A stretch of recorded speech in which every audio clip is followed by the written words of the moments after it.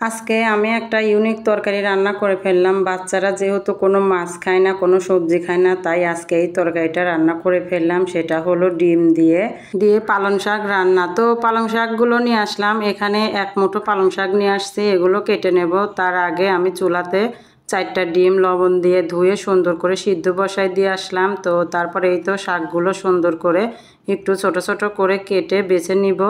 তো এই শাকটা যেহেতু বাচ্চারা কোনো সবজি খেতে চায় না, এই জন্য আমি বুদ্ধি করেই এই সবজিটা রান্না করলাম, যাতে ওরা শাকটাও খেতে পারে, সাথে ডিমটাও খেতে পারে। তো যারে বাচ্চা এইরকম কোনো সবজি খেতে চায় না, তারা ইচ্ছা করলে এইভাবে শাকটা খাওয়াতে পারেন। তো এই তো এদিকে আমার ডিমটা সিদ্ধ হয়ে গেছে। তো ওই ফাঁকে আমি শাকটা কেটে ধুয়ে কিন্তু একটু সেদ্ধ করে ওদিকে আমি ব্লেন্ডার করে নিয়েছি। তো এটা রান্না করার আগে ডিমটা আমি সুন্দর করে লবণ হলুদ দিয়ে একটু ভেজে তুলে নিলাম। আর ডিমটা ভাজার আগে অবশ্যই কড়াইতে তেলের মধ্যে একটু লবণ দিতে হবে, না হলে এই ডিমটা কিন্তু ফুটে আসে আর তেল ছিটে গায়ে লাগার একটা সম্ভাবনা থাকে।